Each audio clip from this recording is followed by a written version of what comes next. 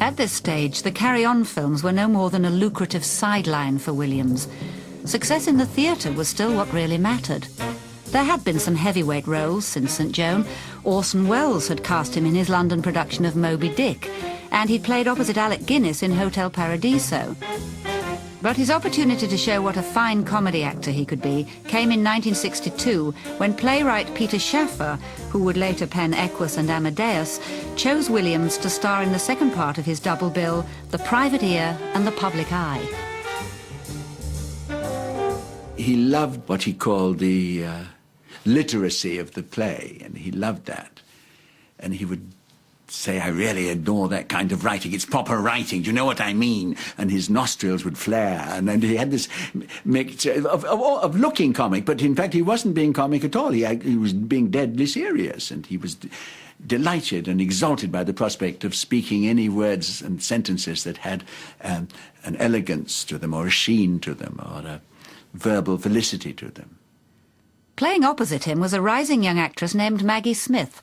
She soon recognised his mastery of comic technique, and Williams became her teacher as well as her co-star. Ken eventually one day in that awful office at the Queen's Theatre said, look, Ducky, awful day. He said, you know, you're being absolutely boring. And sort of went through it sentence by sentence and said, you must make it. You would never say a sentence like that. You just wouldn't. I mean, I was literally learning a speech and just saying it as a speech, thinking, oh, how very clever, I've learned all the words. I'd never thought of colouring things as vividly as Kenneth does. Yes, it is immediacy in actual fact, which is the greatest kind of gift in comedy. Because to make, you know, it's what you were saying earlier on about the challenge nightly with an audience, to make it seem as though it is coming out for the first time. Yes, to and make it seem also, that thoughts are occurring. Also, yes, absolutely, and that you surprise the audience an awful lot of the time. Kenneth's relationship with Maggie Smith was more than just professional. They were twin souls, I think, in that way. They were very alike in some ways. And I was always aware that they had this, what I can only call a kind of shining intimacy. Would you say Kenneth had been quite a big influence on you? An enormous influence. I mean, I pinch from him all the time. Can you give us some examples? Well, in black comedy, I'm doing a complete Kenneth. I mean, it's outrageous. If he hadn't seen it, he'd be livid. This girl draws me like a magnet, and I am inextricably involved with her. It is a knot I will never want or be able to untie. Friends like Maggie Smith were crucial to Williams and made his loneliness more bearable. More than anything, he loved family life and spent a great deal of time at the homes of fellow actors like Richard Pearson. He was included in their families very, very much. And he loved that. He loved being part of it. He loved their children. Williams thought so highly of marriage and the companionship it brought that he even sought it for himself. I think he always felt that there was a domestic norm that he would like to conform to. He would like to be part of a married couple. And there were women, possibly 4 or 5 women, that he proposed a kind of celibate marriage to. Annette Carr was to receive 3 marriage proposals over the years. The first when they appeared together in R.I.P. One day, Kenneth came downstairs and told us all off because we left the sort of jelly bit under the soap in the soap dish. It was very messy. And the thing that you had to do was to bring your soap, your nail brush like that, put your soap on top of it, and then you didn't get the soap dish mucky. And so we all said, yes, Kenneth, right, Kenneth, you know. And so little after this, he suggested that I should marry him. So I said, oh, Kenneth, I don't think I could marry you. You're so fussy. Oh, he said.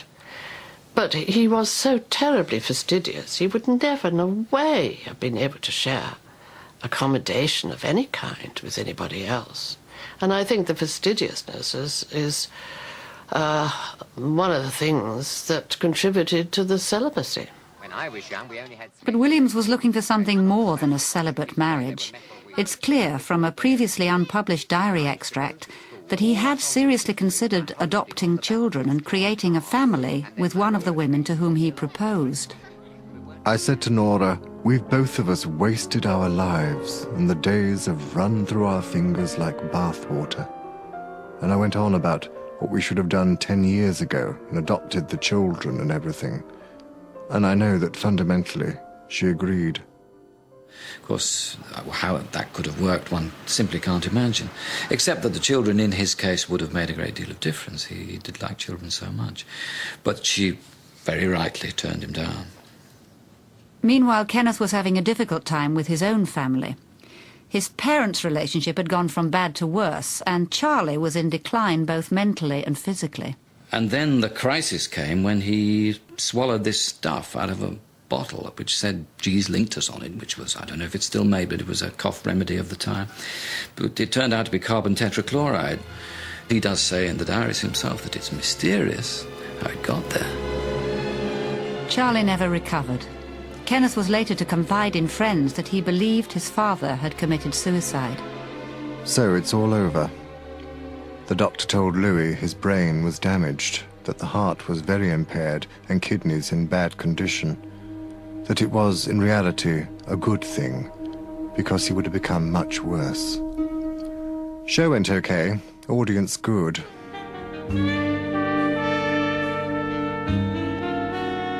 Williams now had to face up to a crisis in his career, his first West End flop.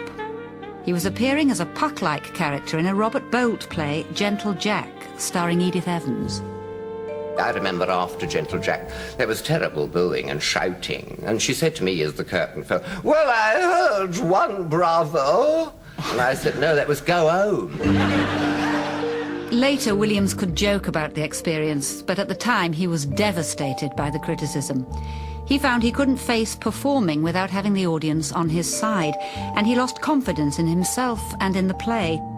In a pattern that would repeat itself, Williams fell back on what he knew would win him back the love of the audience. The night I went, which was only about a week after it had opened, he came down this rope, and as soon as he hit the floor, he looked at the audience and went, "Hello."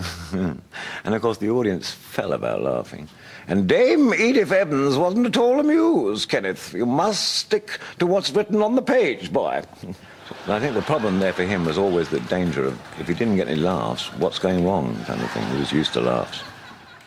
Williams' comic persona was now a means of self-protection, but his reliance on it damaged his reputation in the theatre and meant he never became the kind of performer he'd wanted to be and knew he could be. I suspect that Kenneth wouldn't allow himself to be the actor that I think he could have been. His slide rule was the audience. He's always afraid all of a sudden that, he wouldn't be able to calculate. Because he was going the way he should have been going, but he was afraid to go that way. Actors do get destroyed, but Kenneth was very, very deeply upset by being destroyed. So, in a way, I think that might be one reason why he stuck to being Kenneth, because he knew he could succeed as Kenneth. Do you know what I mean? It was a kind of defense mechanism. He couldn't be destroyed because everybody loved him. But the problem for Kenneth Williams was that he still hadn't learnt to love himself. I've never been loved in this show. I've never been loved. I've not been loved. Nobody loves me. Of course we do. No, you don't. Yes, we all do. We all do. Well, say it then. We all love you. Eddie Braden didn't say it. Make him say it.